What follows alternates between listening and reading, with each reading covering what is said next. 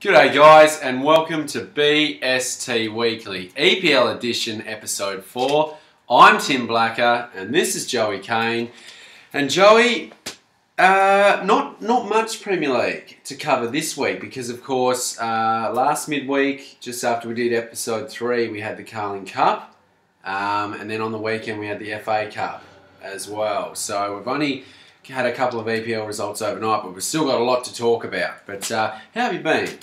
Oh, I've been really good. Just looking forward to one of the great boxing matches tonight, Anthony Mundine versus Daniel Gill. By the time you're watching this, it's probably over. But my money's on Gill in a knockout, myself. Well, let's hope. Another Tasmanian there, getting it done on the national stage. So, look, good on him. Always wanted to plug a Tassie boy. So, look, that's all well and good. But let's kick straight into it.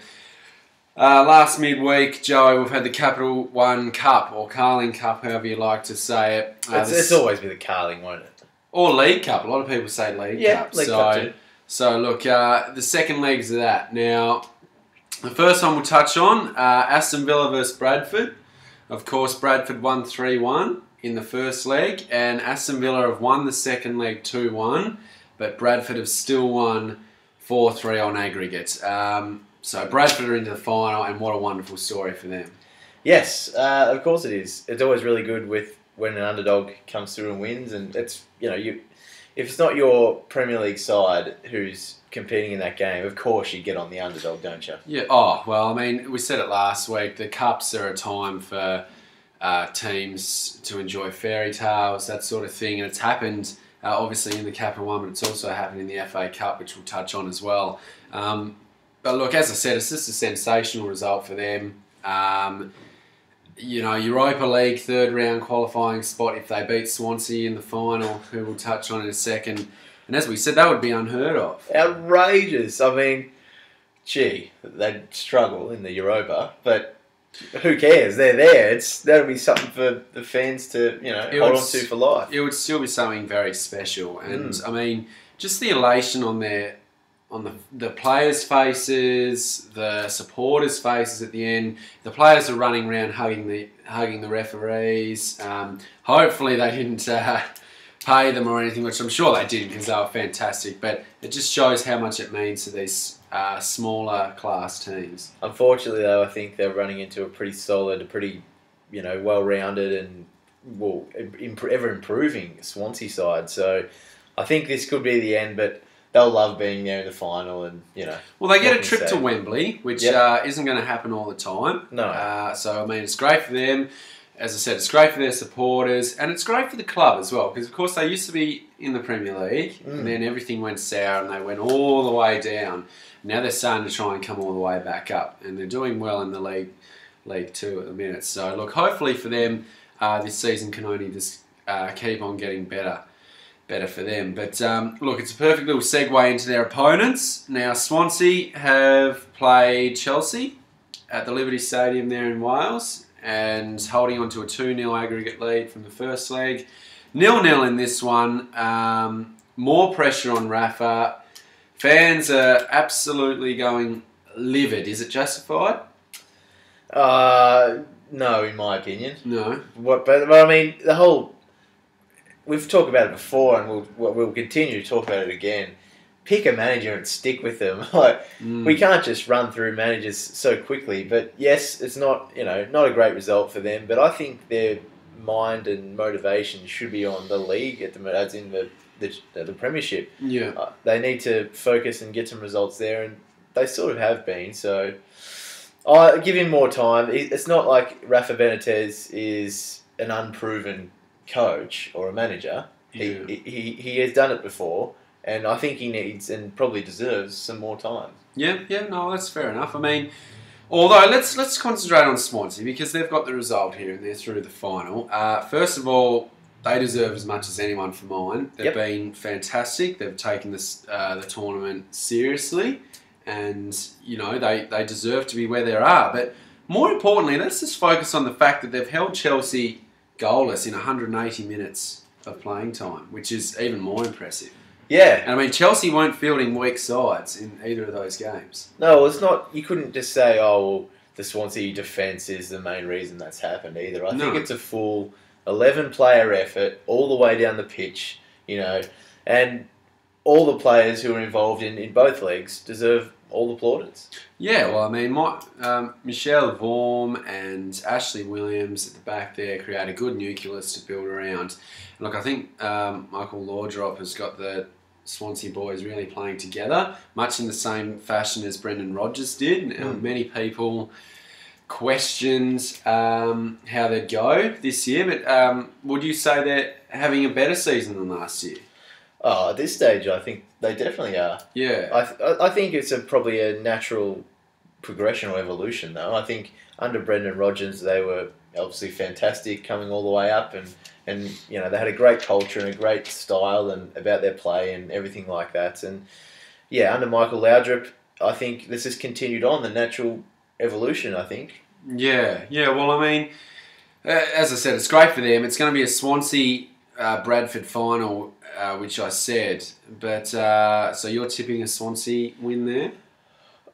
A big win to Swansea, I'm tipping. A big win. A big win. Bradford happy to be there. Obviously, they'll try their hearts out, but I think Swansea will take the chocolates. Yeah, Swansea for me as well. As I said, I couldn't argue with either side winning because I'd be more than happy to see either side. I'll be on Bradford. Yeah, but I think Swansea. I mean, you'd be a brave man to go with Bradford, wouldn't you? Oh yeah. But I mean, look, credit to them. As we've said, good luck to them, and it's going to be interesting to watch. I think that one's probably halfway through next month or so. I'm pretty sure the Carling Capital One Cup final. So we watch with interest. But Joey, just before we leave this, and just before we get on to the next bit, news over the last couple of days has come through that Everton's boss David Moyes has been contacted, sought out by representatives of one Roman Abramovich to take over at the end of the season as their manager. Just a quick thought on that. The Chelsea coaching position is a death chalice. Mm. And David Moyes is a great manager. So I would be very, very unhappy to see him go there from that perspective. On the other hand, the Chelsea perspective, I think David Moyes probably is better than Rafa. So that'd be an improvement. But they got to, if they get him in, give him time, please. Well, just my take on it is he's done so well with an Everton side with no funds, no, what's the word?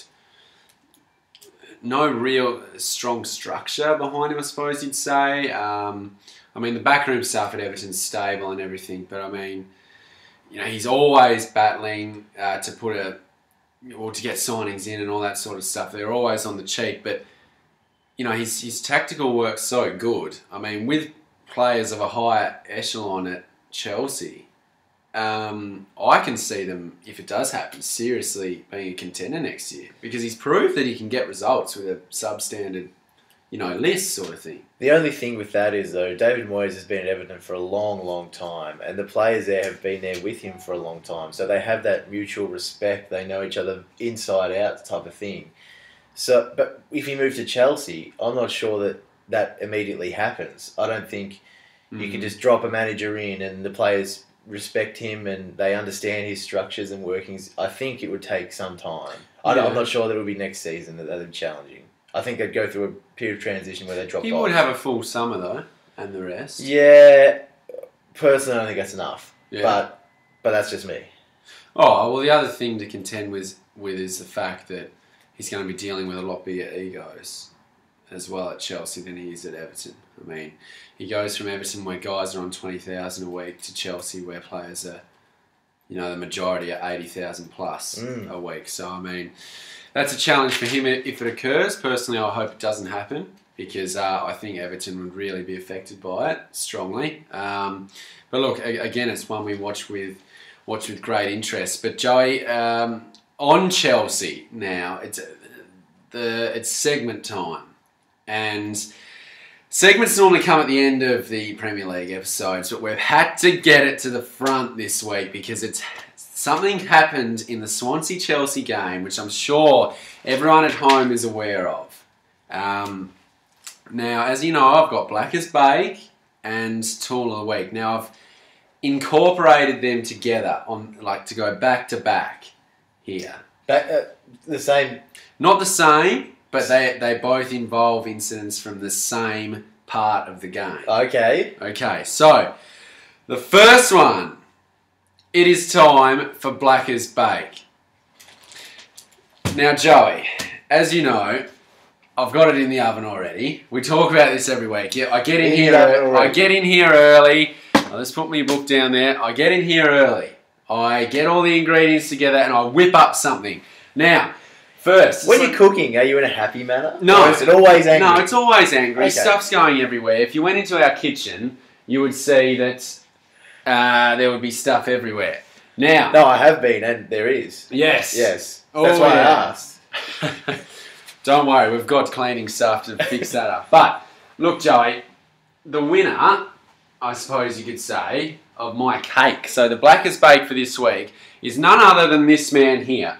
Now, this man here, as you can see, it's Eden Hazard from Chelsea Football Club. Now, the situation is, right, the ball's gone out of play. Okay, the ball boy, the great ball boy, has held on to it for maybe a bit too long. Okay, but this gives a football player, don't shake your head because this is a disgrace. This gives a player absolutely no right to do what Eden Hazard did. You cannot kick a ball boy. That is preposterous. It is unfound. He's got a 3-match ban, but the FA choose to do nothing on top of that. That, for mine, is an absolute disgrace. Your thoughts, please. That's your worst bake of the year. It's not, Joey, because you cannot... Oh, can we go around kicking people, can we? Firstly, what? Okay. Firstly, I agree with the 3-match ban, and that should be it. I'm 100% on that. Is it a good look for the game? Because let's just put a bit of context here. Yeah. Right. This guy didn't. Eden Hazard's perspective, right? Mm-hmm. There's this guy. He's far too old to be a ball boy. Firstly, you can see that by looking at him, and he's lying on the ball. You're trying to win. You're trying to win through to a final. Mm-hmm. And this little punk who couldn't be more than 5 years younger than Hazard himself is holding the ball and not allowing you to do that. You try and get it off him. You try and rip it off him. That doesn't happen. So what's your next course of action? Well, one, the ball boy's about a 14, 15-year-old. If Eden Hazard I reckon can't... he's about 17. Well, he's not. He looks about 17. No way. He does. If Eden Hazard can't rip the ball out of a 15-year-old boy's hands, then he deserves not to get the ball back. Not if you're lying on it like that. It is ridiculous. It does not explain the reason why he kicked someone. As I said, that's what my bake's about, the kick. The 3-match ban is right, but you can certainly understand why he did it. You cheat up, you're in the middle of the game. Kick a person. But your adrenaline's pumping. If the ref makes a bad call, can you go kick him? No, but I mean, you want to, don't you? It's ridiculous. For mine, a 3-match ban is too little. No. It's too small. No. The FA should take action. There was an incident in League 2, okay, where the same things happened. And the League 2 player has got further sanction from the FA. Yet, we get to the top and nothing happens. It is a disgrace, and it's why it's been brewing in the oven for years, this one. This one, it may as well have been in there for years because it's burnt. It's burnt, it's gone, not good enough. Absolutely not good enough. Well, I can't agree. Well, you've got to be the devil's advocate because someone has to be. No, I don't have to be, but You do. It's a disgrace. You cannot kick someone. But from that, we're going to swing straight into my other segment. Now that I've cooled down a bit. My other segment is Tim's Tool of the Week. Are you kidding me? Welcome to the blooper reel, you big baby. Now, Joey, we've gone from Eden Hazard. Yes, he's got my bake. But you'll be happy to know that my Tool of the Week is none other than the Swansea ball boy himself. Well, that's all right. That's all right. Now, see, I sort of interlocked it there. So I do have a bit of sympathy for him because you can't kick someone. So that's why Hazard got the bake. But the tool of the week goes to the Swansea ball boy. Now, he's the son of a director or he's the son of someone there at Swansea. And there was a tweet that came out before the game, and I'll read it to you. Yep. At Charlie Morgan. Charlie Morgan's the name of the ball boy. Yeah. The king of all ball boys is back. Hashtag needed. Hashtag for. Hashtag time wasting. Now, he has signalled his intent to do this pre-game.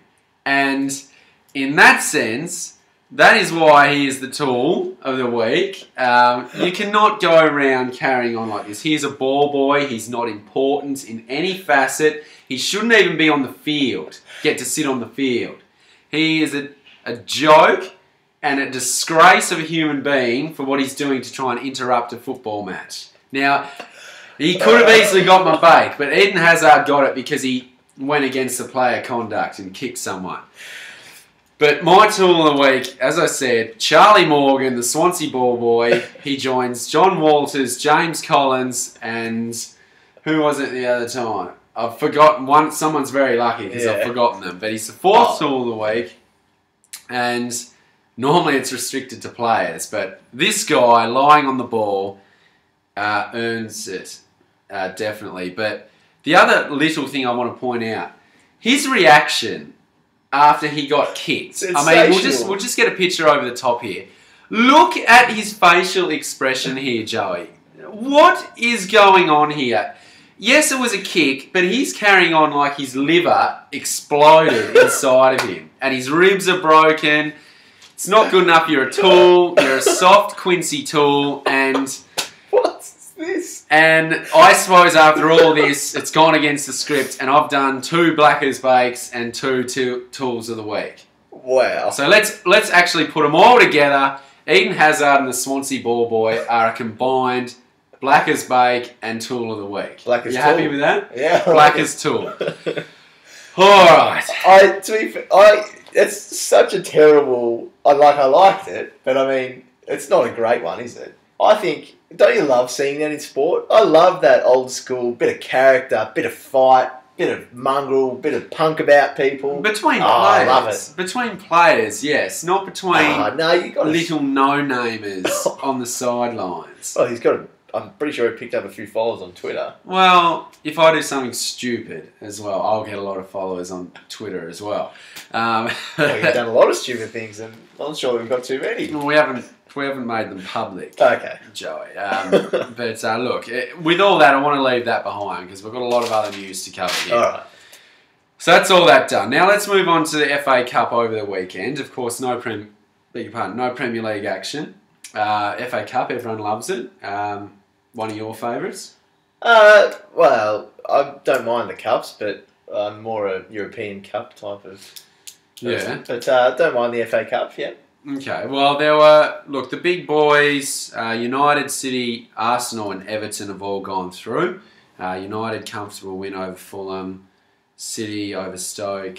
Arsenal, straight past Brighton in the end, but they get through, and Everton beat Bolton. So, I mean, your four there are all through. Yep. Now, other results I've picked out to look at. The first one is Brentford-Chelsea. Now, it's ended 2-2 there, and Chelsea have been really lucky to escape with a draw. Did you see any of it? Forced into a replay. Brentford, I don't know a hell lot about them. I haven't watched too much about them. Yeah. But Chelsea wouldn't be over the moon with their current run of results in cups. No, well, if they... Obviously they've got a replay, but... Yeah, well, I mean, they'll win the replay pretty comfortably. I think everyone knows that. Well, will they though? Well, yes, I think Brentford have built themselves up for the game of their life, and I'm not sure they'll be able to reach the same high again, especially away from home. But, look, I mean, if they lost that game, I think we'd be talking about it a lot more because there would be... Rafa would be gone. There'd be a lot, yeah. There would be a lot more because they fielded quite a strong side again. Torres has equalised late for them, as I said. And as a result, with the replay, as you said, they now face a fixture pile-up, which is, going to hurt them in sense of potentially Premier League results as well. I reckon they'll send a second-string team out there for the replay, and not that they ever go out to lose, but I don't think all of their manpower will be behind winning that game. Yeah.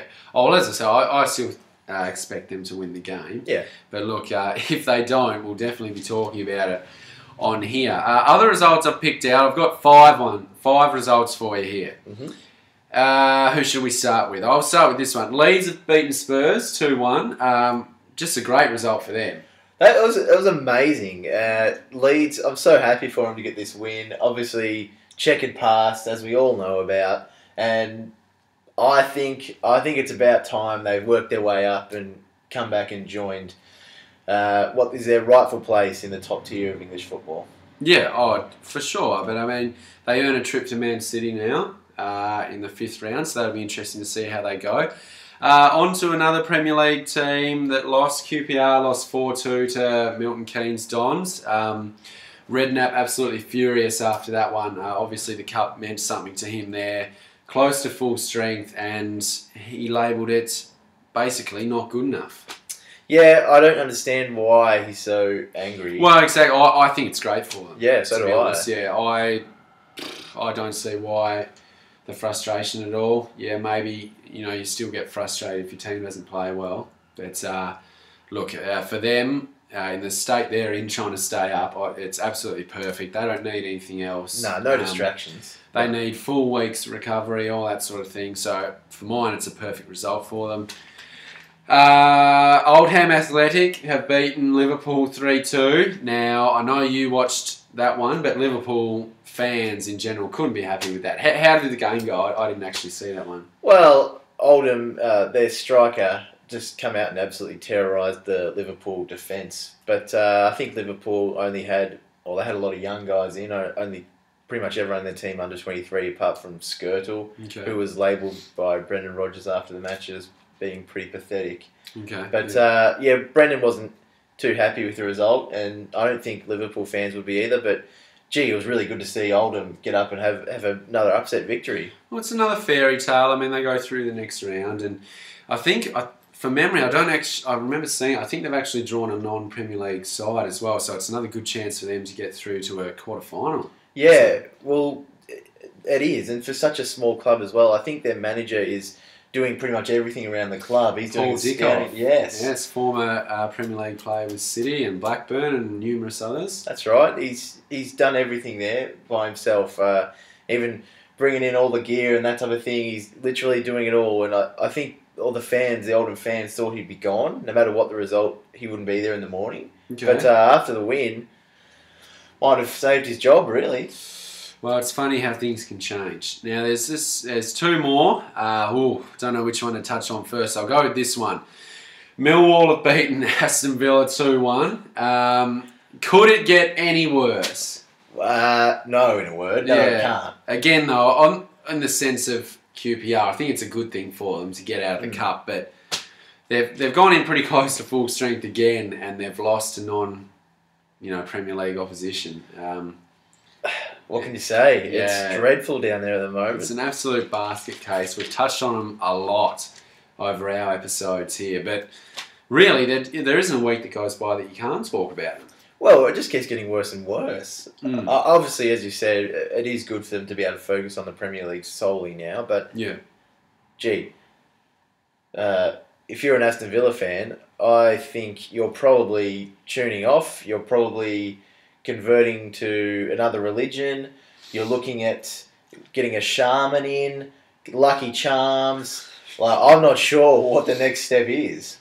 Well, I mean, they played overnight in the Premier League as well, and we won't touch on that just yet, but it's a little spoiler if you haven't seen it, but they didn't get 3 points, I'll put it that way. But look, it's shocking for them. Again, I'm just hoping they can get something turned around for their fans. But just the last one, another team who we brought up in our first episode after the Christmas New Year period that was starting to struggle, and that is Norwich. Now, they've lost 1-0 to non-league Luton Town. Now, everyone loves the Hatters. They're one of the great teams, one of the great emblems as well. I have such a soft spot for the Hatters. Yeah. Everyone does, as you said. Well, they've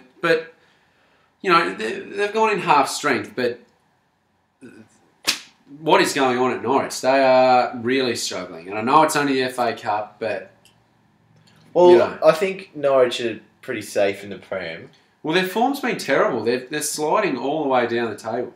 That's true. But it's not like they shouldn't be trying to aim for a cup run, I guess is my point. Like, they're in a position where they can have a cup run. Yeah. And so this type of loss to a Luton town is pretty poor. The Canaries, I don't know. I don't see where they're headed. I think they lack direction now that they've lost Paul Lambert. Well, I don't rate Chris Hughton as a manager. No. He's just an assistant for mine, and that's a bit harsh. But he's just proved that he hasn't really got it, I suppose you could say. I mean, he had a run at Birmingham and Newcastle as well, I think, but never really had great success in his roles. So, yeah, he was a great understudy at Tottenham back in the day. I can't remember who the manager was back then, but, yeah, he was there for quite a while. And he's more of that type of coach, manager sort of thing for me, an assistant. But, look, they've got problems down there at Norwich, and they've got to sort it out pretty quickly because at the minute they are a bit clear, but they could easily get sucked down into it. Where do we want to go now? We'll go on to some transfer news. Now, there's exciting. Everyone loves transfer news. There's only a day left in the transfer window. So expect a lot more to go through in the deadline. But there's some ones that have gone through in the last week since we've been on.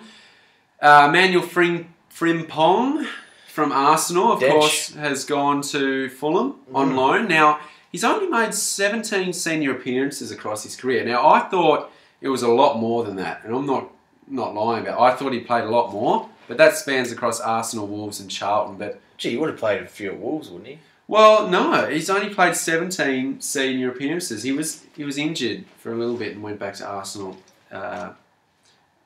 He went back to Arsenal, sorry. Yeah, so, as I said, it's surprising that he's only played that few, but in the smallest glimpses, he's looked great.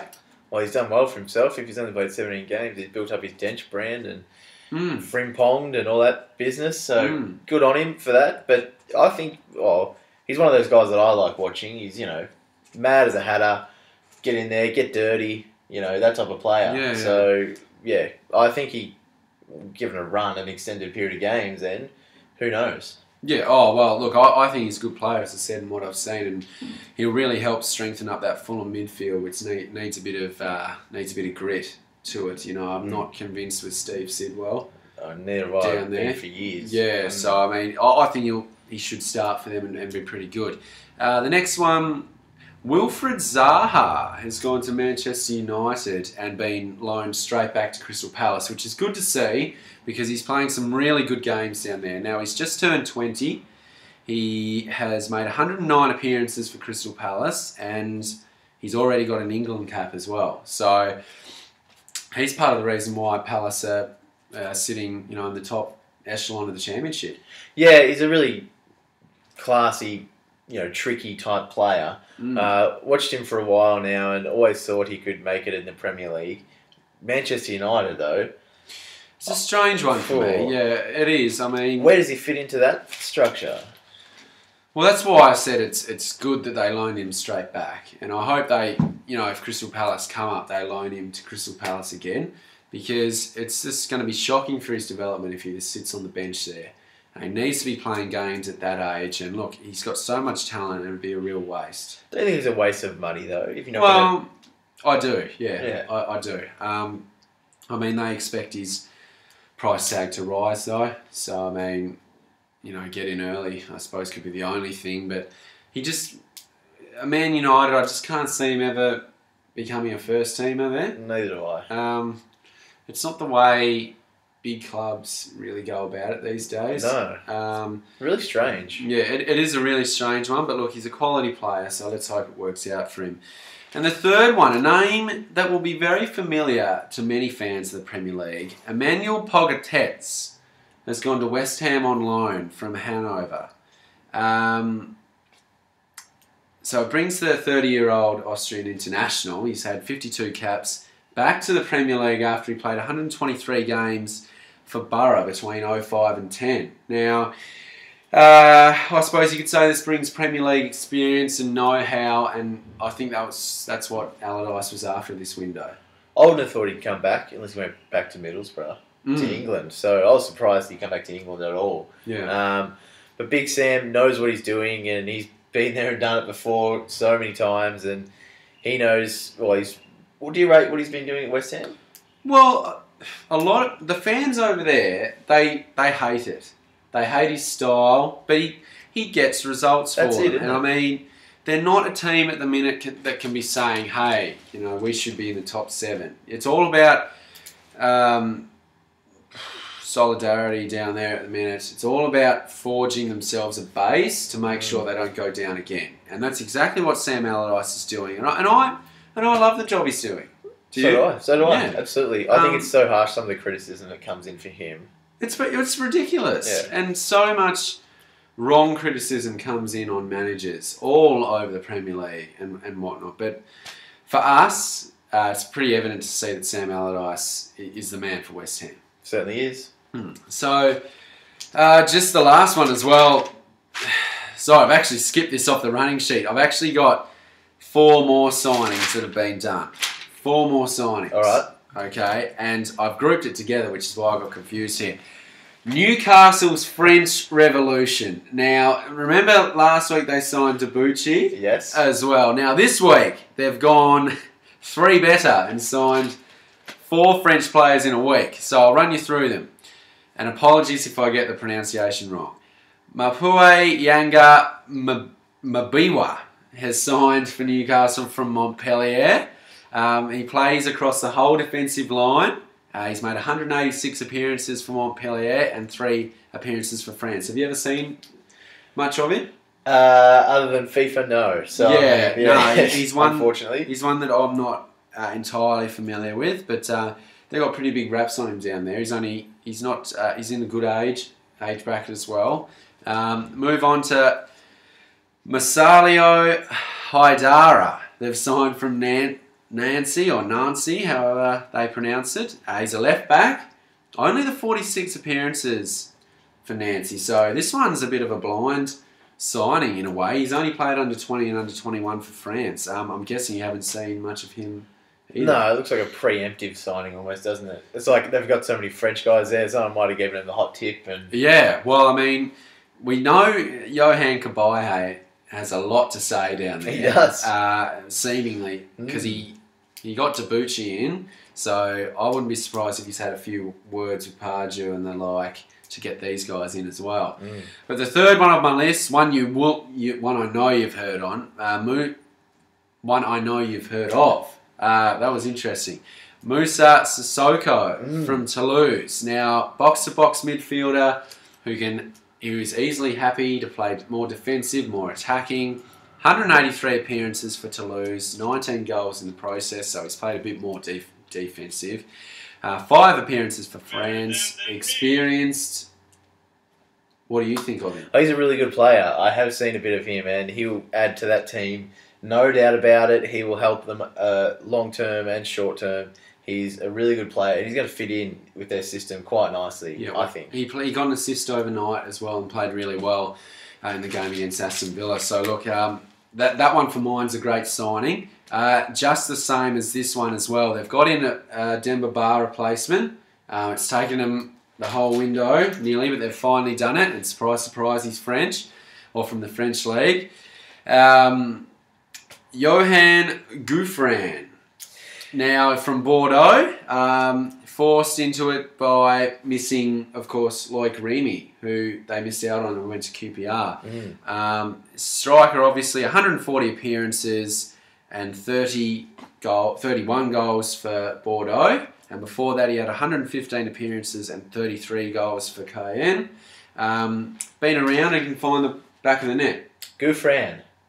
I see, originally I thought it was Gourcuff when I read it, and I thought, look out here, Newcastle's on the tear. But no, Gouffran I'm sure will add to him as well. I'm not well versed in the French league, so I can't make too much comment on that. But, gee, what a French Revolution. They must have some type of scouting network there, or...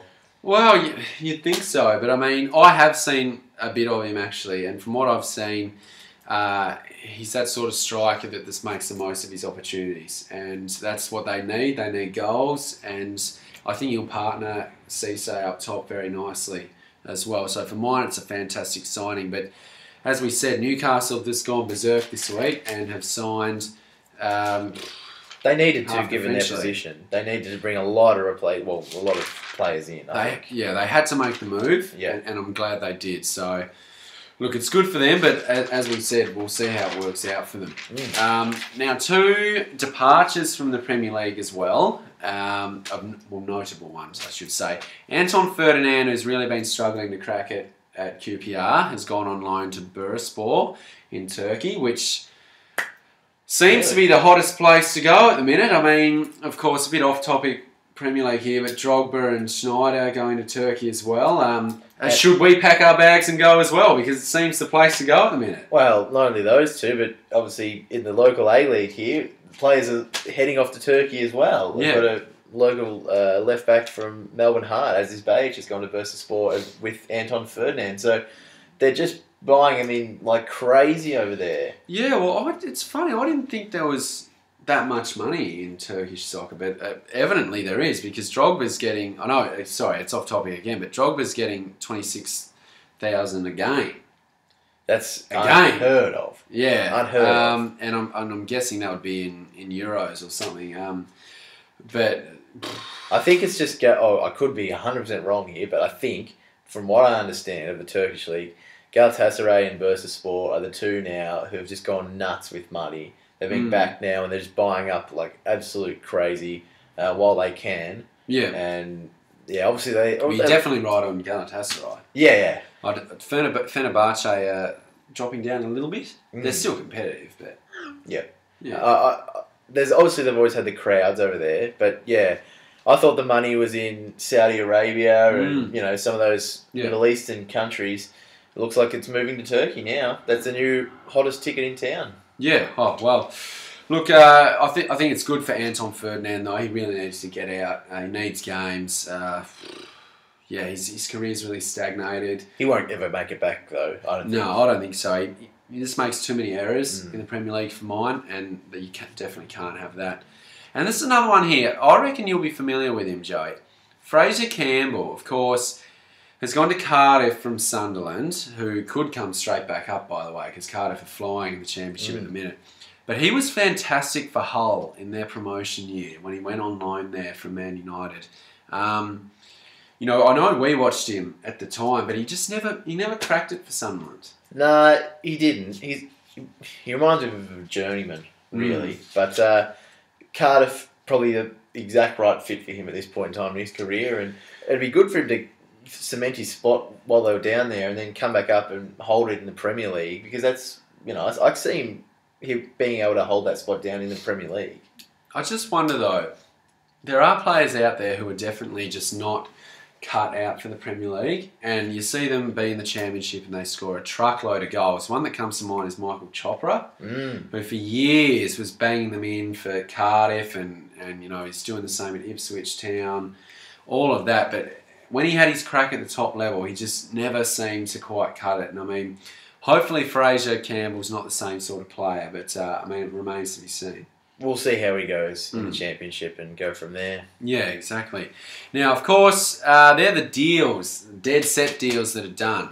Now to the rumours, which are flying around left, right and centre, of course, as they will heading into the last day. But I've got someone's for you here, and I reckon you'll like them. Swansea striker Danny Graham is subject of a $5.5 million bid from Sunderland, and apparently he's put in a transfer request.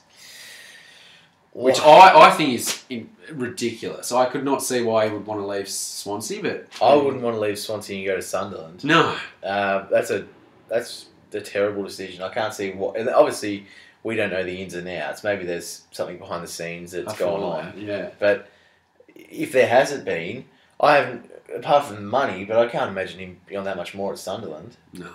And if Sunderland offered him more, I'm sure that he could work something out with Swansea. So. Yeah, I don't understand it at all. I don't like it, and these type of transfer rumours really annoy me. Yeah, well, I really hope that one doesn't go through. So do I. It's been good for Swansea. Another one, Curtis Davies. Davies. Yeah, I'm not sure. how he's going at the minute back with Birmingham, but of course he was on Aston Villa's roster and all that sort of stuff, and a £1 million bid from Reading is being talked about. What do you think? I don't think he can cut it in the Premier League. No. I think he's had his chance, and I don't... Well, he was in the Aston Villa setup when he was really at the peak, whether he was 20 odd, young 20s, really should be stamping himself on it, but never did. Couldn't. At that time, Aston Villa had a really strong squad, but even then, he didn't add to anything, and I don't rate him as a player, to be brutally honest. And $1 million is too much for a player who's not going to add anything to Reading's list. Yep, definitely. Another one, talking of Villa, Stephen Warnock to Leeds. Of course, Stephen Warnock has been banished, so I'm guessing he'd be happy to go anywhere.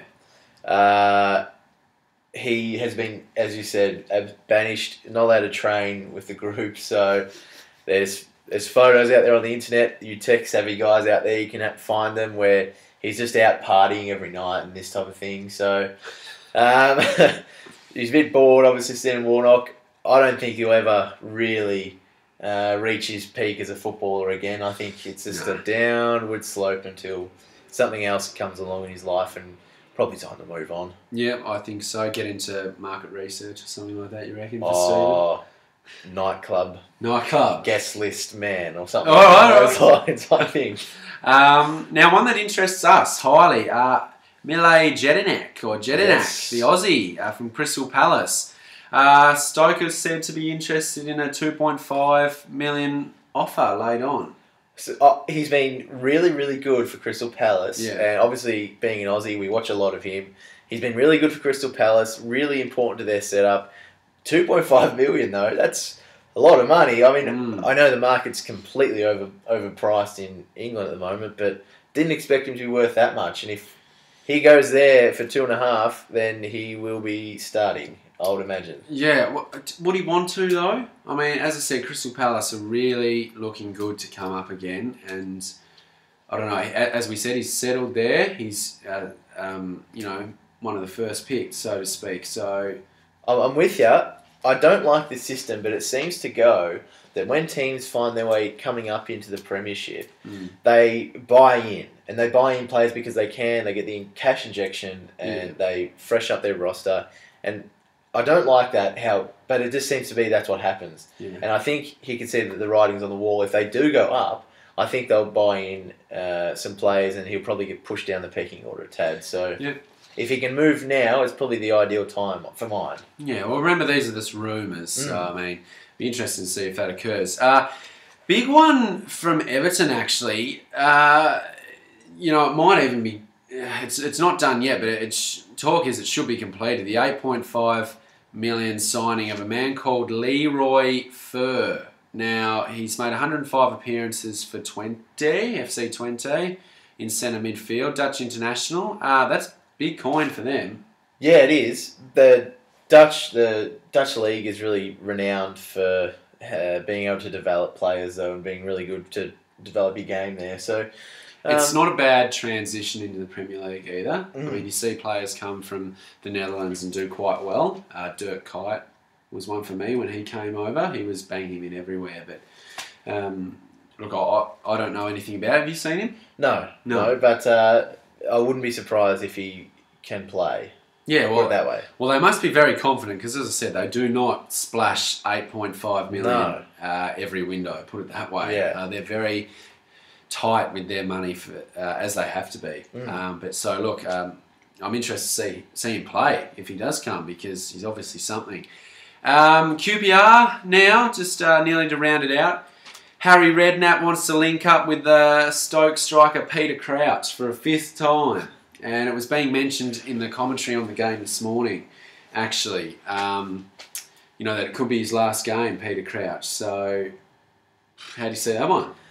Well, I think Crouch at Stoke has run its race. Yeah. I think the partnership has run its race. And I think that if there was any team he was going to be successful at, though, it would be Stoke. Because they bang the ball in, their style.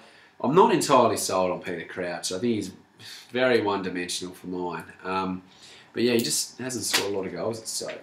Oh, he's had his run. He's had his run for mine, and I think if he can go to QPR, it's another club under his belt, and to link up with Harry, as you said, he'll be happy to do that again. Well, of course, he has already played for QPR in his very, very early days. So, wonder what the fans would think of that one. Well, it depends. Yeah, I think they'd love to see him back. Yeah. Look, it gives them a different dimension. I think Crouch and Remy up top would be pretty good together, actually. So, look, big and small. Well, Remy's not that small, but everyone compared to Crouch is small. So, look, that'll be interesting to see if that happens. And talk is it's most likely going to go through. So, we'll watch with interest. And the other one, Chris Samba, of course, Blackburn captain back in the day. Harry wants to get him on board. And for mine, that would be some signing. And it's exactly what they need. I agree. I really rate Chris Samba. And as you said, it's exactly what they need. They are just, it's an open door there, though, isn't it? With players coming and going. Yeah, well, if you look at their ins and outs, I mean, they've got so many guys going out on loan in this window. They want to be careful with their books and all that kind of thing because they could stock up pretty quickly. But look, Ryan Nelson, of course, could have played his last game. They want him to hang around for the weekend's game against Sunderland. But he's off to manage FC Toronto. So Chris Samba, well, they need to get a centre-back of some kind. And if they can get Chris Samba, well on the way to trying to stop themselves from going down. Yep, I couldn't agree more. Yeah. And just the last one. Word this morning that came through here in Australia last night, obviously, if you're in England. Mario Balotelli, apparently it's done. It's done, apparently. 17 to 20 million, somewhere in that range to AC Milan. AC Milan say it's done. City say not yet, but it's expected to be confirmed tomorrow morning, England time, or tonight here in Australia. Wait and see for mine. Wait and see. I'm still... I just... Didn't something about it just doesn't sit right. I still reckon it'll be at City by the close of the transfer window. I know I'm alone in that thought, but done. Got word done. Well, they say done. When he's standing over a shirt, I'll comment on it. Oh, but I think it's a good move. Oh, the City fans I've spoken to just can't wait to wipe their hands clean. And whether that's in the summer, in the winter window here or the summer, good riddance in their opinion because it's just, as we mentioned last week, a basket case, detrimental to their team for mine, and look, it'll be good for them. Just so that's all the transfer news and rumours and everything. I'm sure something will come out on deadline day. Crazy deals go through. I remember, Charlie Adam going to Liverpool and amongst all other things. So expect things to happen, put it that way. Where are we? Just a deal now. Just a re-signing, actually, that I wanted to mention. Sylvain Distin from Everton has signed a new contract. Great for them. Great for the Premier League because he's a fantastic player. 178 appearances for Man City, 77 for Pompey, and 114 for Everton. He's just been a brilliant defender and has continued to be this year.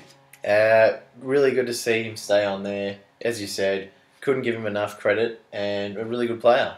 Yeah, for sure. And I mean, he'll continue to be good until the day he retires. Yep. And Colaccini as well. Remember a few weeks ago, he wanted to go back to Argentina. Well, he's decided to stay after all. So look, that's great for Newcastle. I wonder what he got out of that whole ordeal. Well, probably a little pay rise, Joey, under the table sort of thing. Yeah. I'd say so. Something that's not talked about, a new house or something like that. Yeah, exactly. Something like that. But, look, I mean, it's great for Newcastle, as I said. Great for the Premier League because he's a good player. Yep. And, we like to keep the best players here and not lose them overseas and whatnot. So, it's great. Now, that's all the news done now, Joe.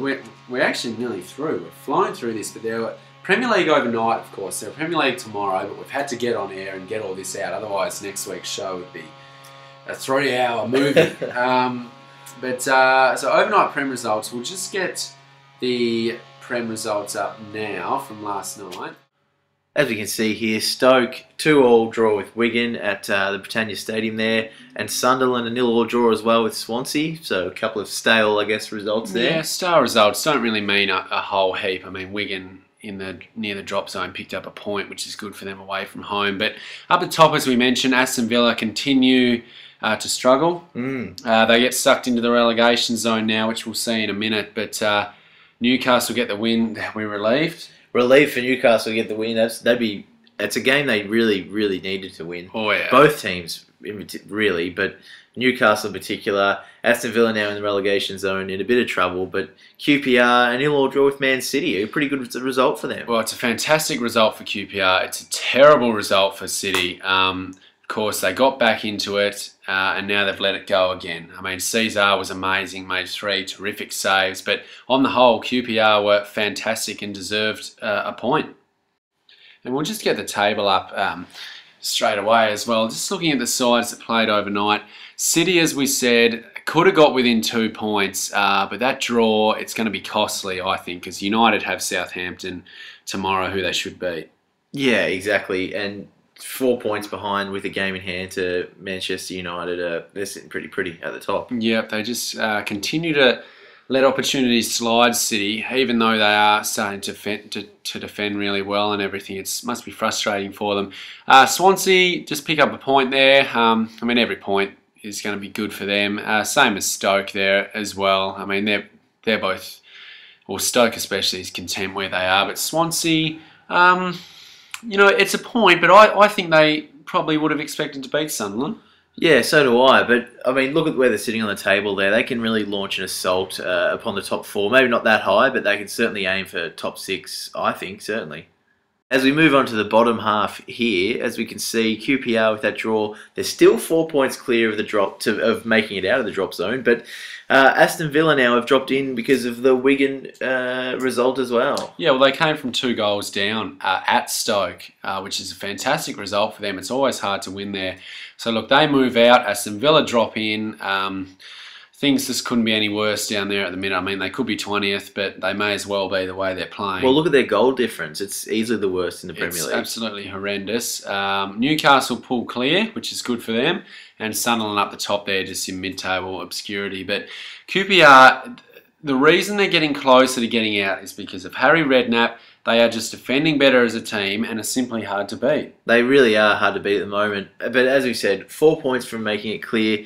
They've got time to do that, though. Oh, yeah. Massive game this week against Norwich as well. At home, it is absolutely massive. QPR drawing a lot of their games, but it's just not good enough at this point. They really need to get the 3 points to find themselves clear of the drop zone. Yeah, well, they've stopped the skid at least, which is the main thing. At least they're picking up points, which Redknapp will be happy about at least. And at least the fans will be happy in a sense that at least they're getting something, you know. But now, as we said, it's time. They've got Norwich at Loftus Road on Sunday. They have to win that game. If they don't win that game, it's not over, but it's close. Gee, it'll come down to the last day if they don't win this. Oh, they have to win this game, and because they've got Man United coming up as well, and a few other tricky games. So look, they're doing all right, but fingers crossed for them. But look, Joe, just before we go, we've managed to sneak in. You and I have looked over the games overnight, and we've managed to pick a goal of the week. Now, there was no Premier League apart from the 4 games, so we're lucky that a good one was scored that we can pick. Now, we'll just shoot that up right now. So here we are, they're up 1-0 already. A lovely ball comes in. Ron Vlaar gets his head to it. Kabaye, though, one touch, boom. Whoa! That's a pretty quality strike, and they will be thrilled to have Kabaye back from injury. Here's another view, Joey. Run us through it. Oh, he's taken his stride, hasn't he? Didn't even get up and about after the goal. Just on his flute. Too easy for the big fella there. Yeah, lovely. Well, he's just could not have hit that any better, I don't reckon. Certainly couldn't have. That was sensational. That was a really quality strike, and it's not the first by Kabaye.